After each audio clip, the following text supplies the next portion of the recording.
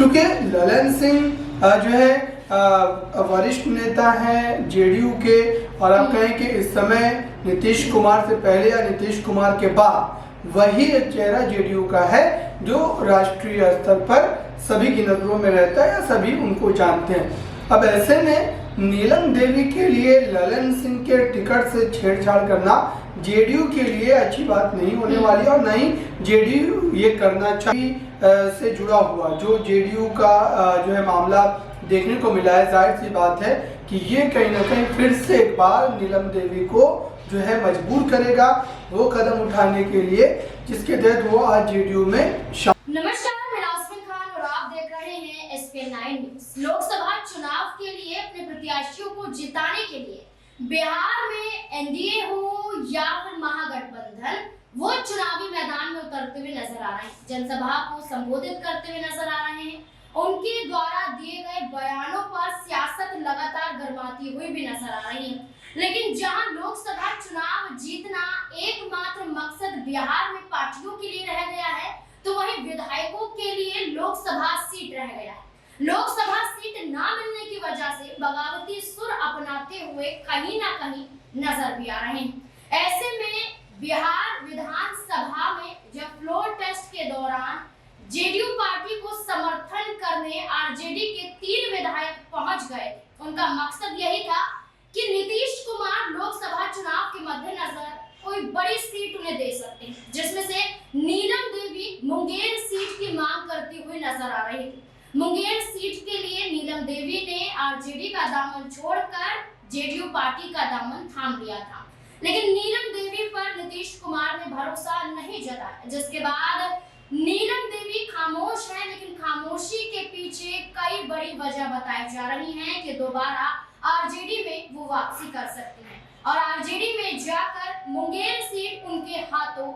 आ सकती है। इससे जुड़े हुए तमाम सवाल बनते मेरे सहयोगी अबरार मेरे साथ मौजूद हैं। अबरार, क्या लगता है कि जो आरजेडी छोड़कर जेडीयू में गई थी, अब मुंगेर सीट नहीं मिली है, ललन सिंह उससे चुनाव लड़ रहे हैं जेडीयू पार्टी के तहत, तो क्या उसी सीट की खातिर दोबारा आरजेडी में जाती हुई नीलम देवी नजर आ सकती हैं? देखिए, बिल्कुल नीलम देवी का जो वाक़याना तेवर हमें देखने को मिला था, जाहिर सी बात है कि कोई भी राजनेता अपनी जो है पार्टी से बगावत तभी करता है जब सीटों को लेकर के मामला फंसता है, या फिर जिस सीट पर वो चुनाव लड़ने की बात कर रहे होते हैं दरअसल उस सीट पर उन्हें मौका नहीं मिलता है। और अब इन तमाम बातों को लेकर के ये कहा जा रहा है कि अगर नीलम देवी से जुड़ा हुआ जो जेडीयू का जो है मामला देखने को मिला है, जाहिर सी बात है कि ये कहीं ना कहीं फिर से एक बार नीलम देवी को जो है मजबूर करेगा वो कदम उठाने के लिए जिसके तहत वो आज जेडीयू में शामिल हो चुकी हैं, और जेडीयू से जो उनकी उम्मीदें थी उस पर जेडीयू ने पूरी तरीके से पानी फेर दिया है। चूँकि ललन सिंह जो है वरिष्ठ नेता हैं जेडीयू के, और आप कहें कि इस समय नीतीश कुमार से पहले या नीतीश कुमार के बाद वही एक चेहरा जेडीयू का है जो राष्ट्रीय स्तर पर सभी की नजरों में रहता है या सभी उनको जानते हैं। अब ऐसे में नीलम देवी के लिए ललन सिंह के टिकट से छेड़छाड़ करना जेडीयू के लिए अच्छी बात नहीं होने वाली, और न ही जेडीयू ये करना चाहेगी, क्योंकि पहले से ही जो है ललन सिंह को लेकर कई तरीके की अफवाहें, कई तरीके की खबरें चल रही हैं कि वो भी आरजेडी में जा सकते हैं, और उनको अध्यक्ष पद से हटाया भी इसलिए गया क्योंकि वो आरजेडी के संपर्क में। इस तरीके की तमाम बातें जो है लगातार देखने को मिल रही है। अब ऐसे में नीलम देवी को जो ये बड़ा झटका लगा है राजनीतिक तौर पर, जाहिर सी बात है कि अब उन्हें ये तय करना है कि आखिरकार वो अगर इन बातों को लेकर के जेडीयू पार्टी में शामिल हुई थी कि उन्हें जो मुंगेर से चुनाव लड़वाया जाएगा, तो अब जबकि उनके खिलाफ ये फैसला चला गया है, तो क्या आरजेडी पार्टी भी उनको मन मुताबिक सीट दे पाएगी? क्योंकि आरजेडी ने भी अपना पूरा का पूरा जो प्रत्याशियों का जो मामला है वो तय कर लिया है, और हर सीट पर प्रत्याशी लगभग तय किए जा चुके हैं। अब ऐसे में नीलम देवी जो कि मात्र आप कह सकते हैं कि कुछ महीने पहले ही इस तरीके के कदम उठाती नजर आई थी, अब इसको लेकर के अगर मामला फिर से एक बार आरजेडी में जाने की नौबत अगर आती है, तो ये आरजेडी हाईकमान पर भी निर्भर करता है कि वो क्या इस बागी नेता को जो है इस समय जो तमाम प्रत्याशी उतारे जा चुके हैं उनको हटा करके इनको आगे करेंगे, ये मुझे नहीं लगता है कि संभव नजर आता है। तो कुल मिलाकर कहा जाए तो नीलम देवी इस वक्त उस राजनीतिक मझधार में फंस चुकी है कि एक तरफ खाई दूसरी तरफ कुआं जैसी स्थिति जो है उनकी बन गई है। क्योंकि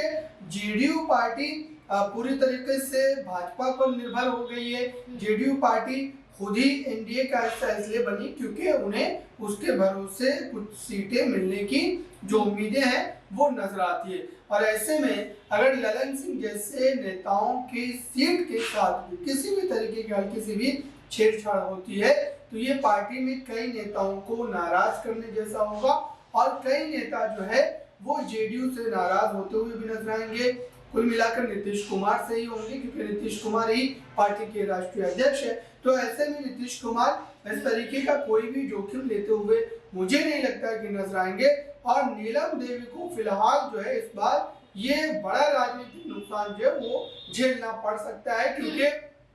उन्होंने जो राजनीतिक कदम उठाए थे जाहिर सी बात है कि अब उसके तहत उनके पक्ष में जो फैसले नहीं जा रहे हैं वो उनके लिए काफी ज्यादा हानिकारक हो सकता है। क्योंकि बिहार में अगर देखा जाए तो इस समय लगभग मुंगेर की बात करें या फिर उसके आसपास की भी सीटों की हम बात करें वहां पर भी ऐसी स्थिति नजर नहीं आ रही है कि जेडीयू जो है वहां पर किसी भी तरीके से नेगोशिएशन की स्थिति में आएगी और नीलम देवी को आगे करेगी। तो मुझे लगता है कि नीलम देवी फिलहाल इस बार के लोकसभा चुनाव में इस बड़े नुकसान को झेलती हुई नजर आएगी। नीलम देवी नुकसान झेलेगी, लेकिन लालू प्रसाद यादव ने इस बार जिस पर भरोसा जताया, अशोक महतो की बात करें, आपराधिक मामलों में शामिल हैं, कई हत्याओं के आरोप उन पर लग चुके हैं, उसके बावजूद शादी करते हैं और शादी के तुरंत बाद अपनी ही पत्नी को मुंगेर सीट से लड़ाने के लिए मैदान में उतारते हैं और ऐसे में लालू प्रसाद यादव उन्हें टिकट भी दे देते हैं। क्या लगता है ललन सिंह के मुकाबले में यहाँ पर अनीता देवी कोई करिश्मा कर दिखाएगी, आरजेडी को जिता पाएगी या फिर लालू प्रसाद यादव एक तरीके से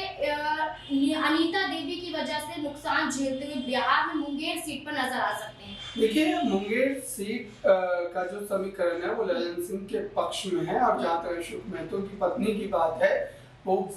भले ही अशोक महतो ने पूरे मामले पर तमाम तरीके के दावे जरूर किए हैं लेकिन अनीता देवी पर या फिर उनकी शादी पर भरोसा कौन करेगा। क्योंकि अगर आप मात्र अगर चुनाव के लिए या फिर जो है उस सीट पर प्रत्याशी आपके घर से नहीं बन सकता इसलिए आपने इस तरीके के फैसले लिए हैं तो जाहिर सी बात है कि आपके इस राजनीतिक मंशा पर जो है यकीन कर पाना भी मुश्किल है। और मुझे लगता है कि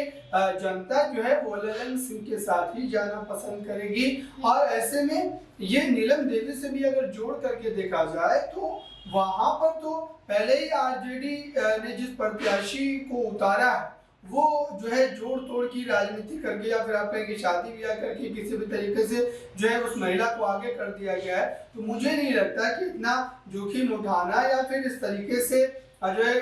तमाम उलटफेर करके प्रत्याशी को बनाना, अनीता देवी को उतारना, उसके बावजूद भी अगर टिकट कटने की स्थिति पैदा हो जाएगी तो आप सोचेंगे आरजेडी के लिए भी बड़ी खतरनाक चीज साबित हो सकती है, आरजेडी में भी बड़ी टूट हो सकती है। तो मुझे नहीं लगता कि